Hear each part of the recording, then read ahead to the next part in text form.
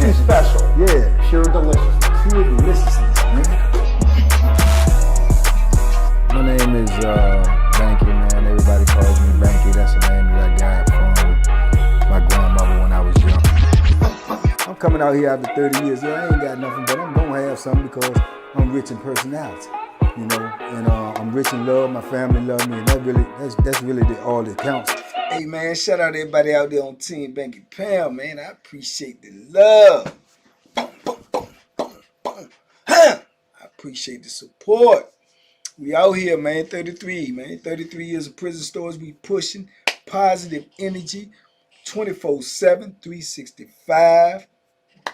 We got to do it. We're trying to keep the youngins alive, man. We're trying to keep them free and alive so that they can reach their greatest potential.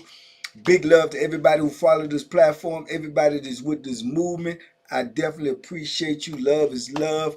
Listen, let's go. Let's go. If you like it, they might love it. Tell a friend to tell a friend. We trying to get to 200K, man. We trying to get to 200K. We stagnated. We need to be moving. We need to promote. We need to put boots on the ground, man. Voices in the ears. Talk to them, man. Tell them to come over here and help support this movement. Supporting is important, man, and what we're doing, I think, is important. So let's do it. Let's get it before it affects you or somebody you know. Let's go. Hey, man, we down to the wire, too. We down to the wire, man. Sunday at midnight, last chance to get your meet and greet tickets. If you ain't got them, I hope you get them. If you do got them, I appreciate you. Can't wait to see you. We're going to have a good time. A good time. You understand? So, get your meet and greet tickets, man. Get in the raffle. You can get in the raffle all the way up until the day before.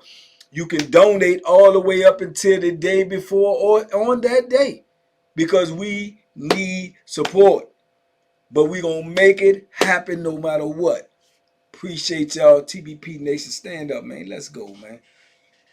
Hey. Got one for you today. Don't know what made this cross my timeline in my mind, man, but I just thought about this. It's probably more or less something that I seen watching clips or something or watching, TikTok and just sparked the memory in me, man.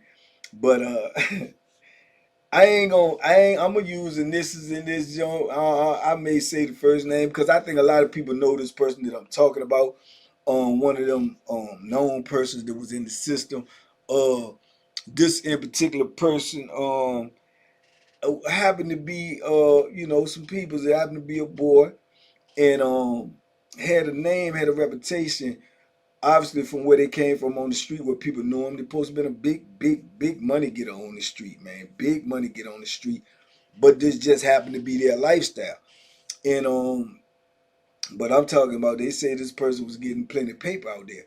But the thing about it is, this was a real, I mean, when I tell you jet black, I'm talking about blue, like dark-skinned person, right? And the rumor was that before they, actually came out the closet on the street, they used to, box, used to be good too, in the little amateur, silver gloves and golden gloves and stuff like that, right? But I guess when they came out of the closet, they left the boxing alone and, pursued their lifestyle, whatever, was getting money and doing whatever they were doing on the street. The money getting allegedly came from, drug dealing or whatnot.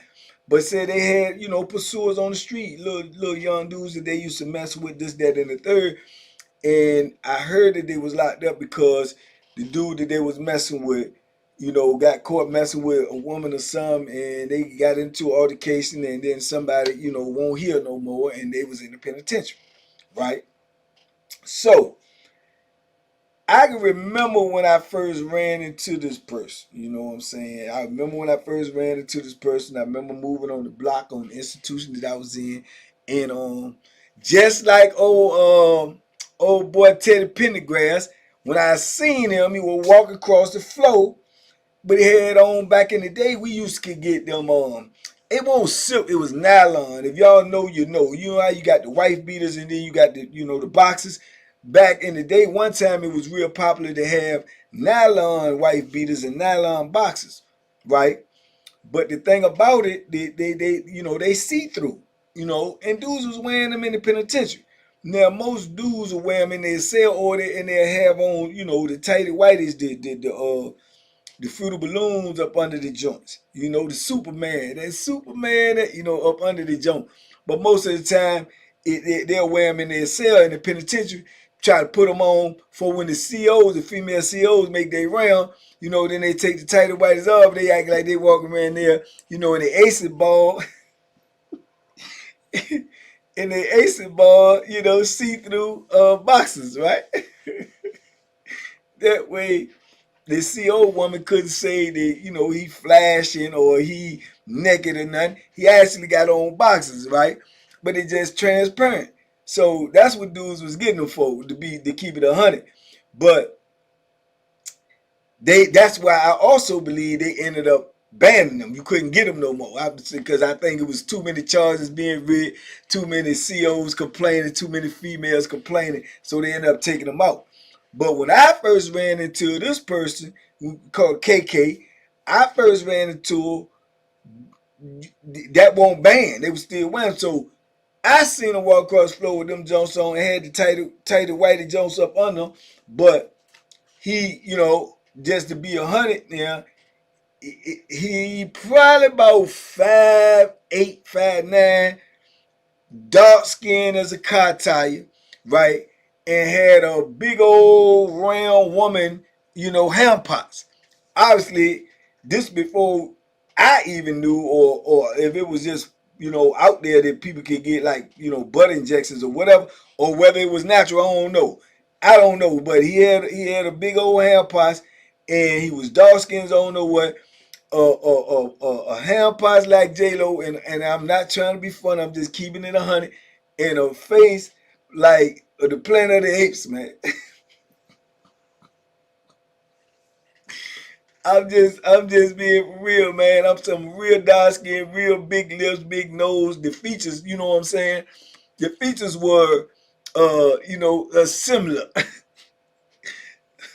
But obviously, it ain't stop him doing what he's doing, because he had a little young dude in the cell with him supposed to be his man, right?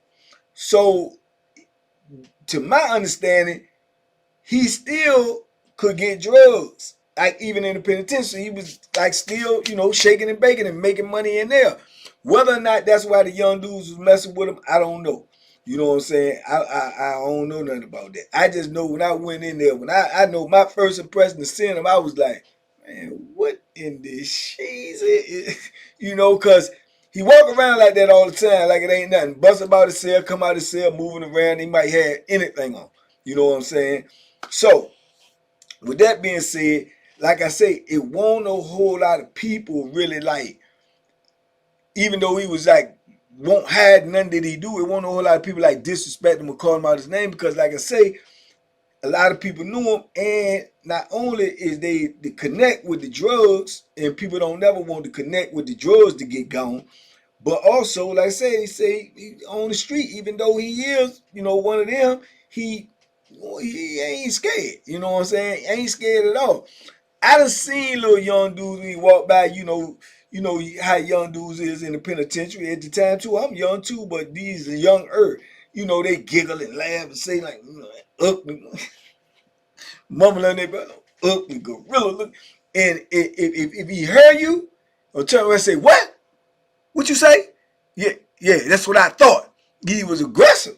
You know what I'm saying? Aggressive. The dude that was supposed to be his man, not so much. But he was a, nice sized little young fella, right?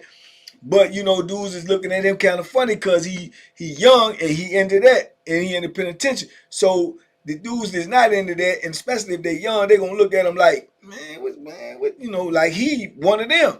So it was a complex situation, right?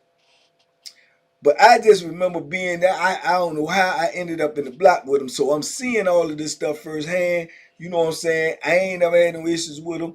I ain't never tried to get to know him or nothing like that. So I don't do drugs. So I ain't need none, and definitely don't do the other stuff. So it was no need for me to try to get to know him. So I never said nothing to him, never really said nothing to me. So boom. And the dude that he messed with, I think he played basketball every now and then. During this time, I might play ball. I might have played basketball with him once or twice or something. Seemed like a, all right enough little young dude. But man, I can remember when he was down there playing cards, and KK came down there and was telling him, come upstairs for a minute, talk to him about something. He kept saying, hold on, hold on. He said, nah, it ain't no hold on. I need to see you right now. You know what I'm saying? So he kept on saying, hold on. And I think he got to the point where he felt like his ego was involved, because people looking at him like, you know what I'm saying? The boy, who the boy up in there? The boy handling you. You know, so he was like, man, I said, and you know, B, I said, hold on, I'm coming. Yeah, and he walked up on him and was standing over top of him while he's sitting at the card table. I'm talking about over top of him, like bearing down on him, leaning on him. So he like, hey, man, hey, trying to push him off, and he's steady just walking back up. Oh, you gonna show off? Oh, you gonna show off? He said, man, go ahead, man. Go ahead. You gonna show off? You gonna show off? And he grabbed him all by his shit like a kid, man. Like, come on, and try to drag him off of the stool. So when he tried to drag him off the stool, he dropped the cards and jump up, and he swing on him. Now, this is when you know that he used to box. I knew. He swing on him, and he slipped that joint, and he said, bang, bang, boom. I'm talking about a good three-piece joint. Bang, boom, boom. And set him down. I'm talking about down for the count like... He don't even know where he at. He knocked out on his feet. Well, he ain't on his feet. He on his back. But he knocked out. But you know how you get knocked out. You seen boxers get knocked out. They groggy. They trying to get up, but he can't get up. Right? Man, the jump was so smooth and so boom, boom, boom. I mean, it was crazy. So everybody like, oh. And you know, the youngins in there, they going crazy. Oh, he knocked him out. He knocked him out. And he trying to get up, and he can't get up. And the boy like, hey, put your hands on me. Put your hands on me. You lost your mind. And start walking on up to the cell. So he go upstairs and go in the cell. Everybody making all that noise. So the CO is looking around trying to see what's going on. So dude's trying to cover him up because he on the ground like standing in front of him like, nah, they think. So the CO, that's how you can get killed in the penitentiary too. So they looking to see what's going on. Dudes just acting like it's a card game. It's a card game. We are everybody. All right, go ahead on, sit down somewhere. Sit down. We just playing cards. So they go on about their business. Man, they help youngin up, get him up on the stool. You know, got a little blood leaking out his mouth, you know, and he like, you know, he groggy. He don't even know what to do. He look discombobulated. I know he's super duper embarrassed. He don't know what to do. So dudes, I can hear a couple of little dudes was, man, you better get that. Man, you better kill. I told you, man. And he like, he just trying to get himself together. So everybody talking about it. Everybody talking. Dude still up in the cell. I guess he ain't fighting at that stuff. Man, when it come count time, he still stay down there at the table, sitting there, dudes whispering and talking. When it come count time, everybody wonder what he gonna do. You live with him. You got to go in the cell. Side note too, I don't know if this guy's thing to do with the story, but it's just had to put this in. I don't know what they be doing in there. Who knows? Can't nobody see through walls. But I know every time I walk by their cell, man, their cell smell like, man, like they had a dead skunk up in that joint. Every time you could walk, if you've been in the penitentiary, you know, you walk by certain people saying they got a smell in it, it's coming out because I guess the way the circulation is in the blocks. Man, every time I walk by their cell, man, they used to be so, man, I used to walk by that joint and hold my breath. So I don't know, that's a whole nother story. But anyway, dudes is one is he gonna go back in there. So he go back in there. It's count time. He go walk on up to his cell, man. People start opening doors, close all the doors. He go up in there. You can lay flat and believe that everybody was on that door like this trying to listen and see what was gonna go on. Don't nobody heard nothing, don't nobody hear nothing. When the count clear and the COs leave, and after they do their count, like I say, you might have anywhere from 10, 20 to 30 minutes, maybe even an hour before they open the door, depending on how long it takes for the count to clear. So when they leave, dudes is all on the door, probably listening, ear hustling to see what's going on. Like, is he gonna get him or he gonna do something? Then next thing you know, you heard loud talking. You know it's both of their voices. You can hear, no, F you, no, you don't put your, man, I'm telling you, I'll kill you up in, woo-doo. And then next thing you know, you heard, boom, boom, boom, boom, boom. They rumbling in there. So everybody, oh, they get him. You know, and then you heard KK, the boy hollered, all right, I'm sorry. No, I'll kill you. And you heard all this noise, right? So you would think from the noise Now, he in there, you know, I guess he done found a way to get out on him. He beating them down, like, you know, beating them to death up in there. That's what you would assume. That's what I assume too. That's what it sounded like.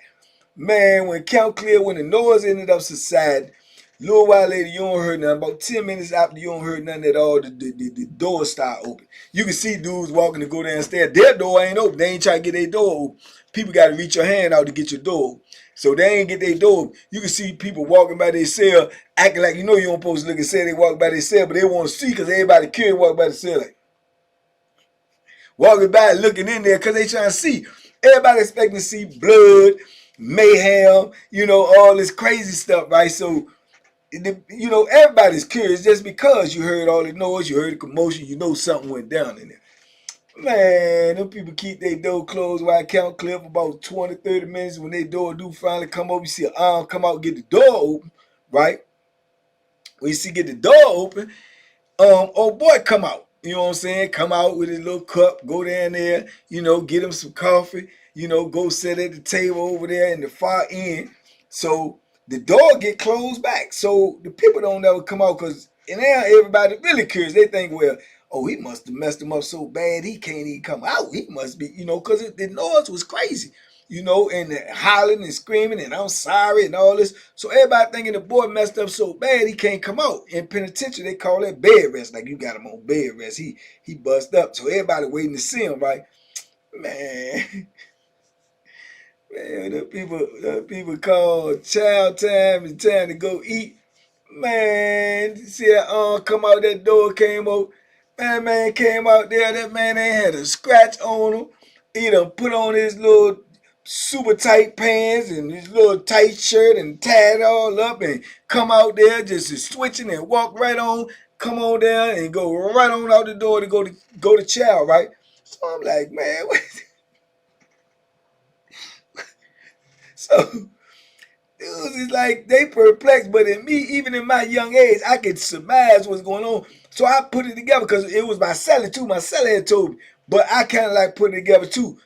He's so embarrassed that the people that knocked him out, he probably went in there and pre-bargained with him like, you done made me look like this all out in the block, or I'm getting up out of here, woo, woo, woo, because it was obvious he couldn't whoop the dude. You know what I'm saying? So whatever they got going on in there, like I say, don't nobody know. You can't see through walls. But it was obvious he couldn't whoop the dude. You know what I'm saying? So he probably went in there and they probably concocted all that to act like he was beating him and he said he gonna holler and say he's sorry, this, that, and the thing. Man, that man ain't had a mark on him. With all that noise and all that commotion you heard, you would have thought somebody was getting killed in there. At least some blood coming. Man, there won't nothing wrong with him. And yet you still walking around with both of your lips swole all up on one side from getting the three-piece on you. So it was crazy, man. So then dudes started, you know, eventually, because it's a penitentiary, it started coming out like, man, you ain't do nothing to them people in there, man. What do you know? And everybody was joking them and saying stuff to them. And it was wild, man. But these type of things that be going on up in there, you know what I'm saying? And he stayed with them. They stayed. I know they was together when I left the block. I ended up getting moved, you know what I'm saying, probably about 6 months later, 7 months, whatever the case may be. And they were still in the cell together. You know what I'm saying? And every now and then you might hear them down there arguing, talking loud and screaming at each other and whatnot. But man, won't nobody, man, they can talk what they want. I'm telling you what I know. People that was in there know who I'm talking about when I say cake. They won't messing with that with that boy, man. You know what I'm saying? See, a lot of people confuse that and think because these people do what they do, you know what I'm saying, with their personal life in that type of manner that they soft. You got to remember that's a dude. You know what I'm saying? And you don't know what their background is. You don't know what their skills is. You don't know what their strengths is. You don't know what's going on. Because I'm going to tell you, I done met some of them, not just him, they can rumble. You know what I'm saying? They can rumble. And he was one of them. And they say he used to be Golden Gloves. So I don't know. I do know the form looked right. I mean, it was quick. Slip, boom, boom, boom. Gave it back to him. You know what I'm saying? Return the center, Jack. So, yeah, but, man, well, I'm going to tell you something. You sell, I wish I can't even paint the picture, man. It was just crazy, but I don't know. It's the penitentiary, man. It is what it is. It's the penitentiary. But man, I'm telling you, he just look, he just walk, and he just look, and try to wear makeup and all that, the fake penitentiary makeup. But man, I'm telling you, he had a lot. I'm just gonna say he had a lot of features, like you looking at like a gorilla, man. You know what I'm saying? And he was very, very, I guess, aware of that and very sensitive. If they catch you looking at it, or you balling your face up like, he gonna say something. You know what I'm saying? And you gonna be in a situation. Cause don't nobody wanna be in a situation where they fighting a boy, especially out in the open, or fighting a boy and lose. You understand me? So I think that had a lot to do with this. And as far as I know, everybody that used to cop the weed or whatever he was selling from them, they always paid him. And I done seen him get down on people before, about on store day, about hey, I got the headache. Yeah, I'm gonna send them down there to get that. And you send this man there and they go get it, and they usually have it. You know what I'm saying? But man, there's so many facets of this penitentiary life, man. And you got to learn and you got to know what's going on. And see, like I say, that's how a lot of young dudes get caught because they come in there and they don't like that lifestyle, and they used to dealing with that type of lifestyle on the street in a certain way, running their mouth or running down on the people or belittling the man. You go in the penitentiary with that, you might not come out. You might not come out because some of them is not playing. I mean, yeah, because they like what they like. Don't think they won't do what they'll have to do. And KK was one of them, man. Knocked this man out in the block. And the man stayed with him. Yeah. True story. True story. True story.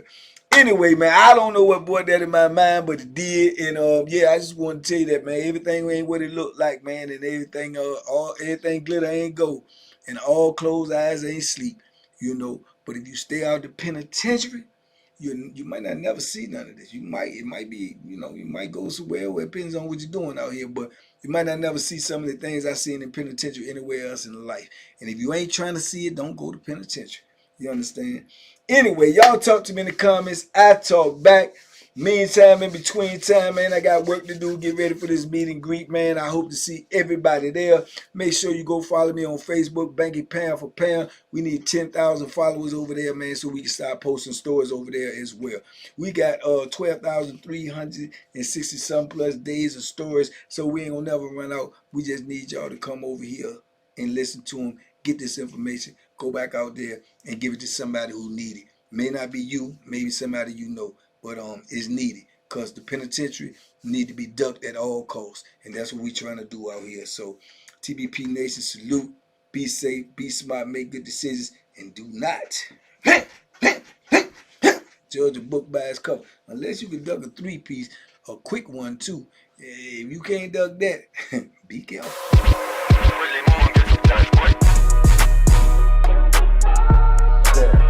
The banking special. Yeah. Pure delicious. Pure deliciousness, man. My name is Banky, man. Everybody calls me Banky. That's the name that I got from my grandmother when I was young. I'm coming out here after 30 years. Yeah, I ain't got nothing, but I'm gonna have something because I'm rich in personality, and I'm rich in love. My family love me, and that's really all that counts.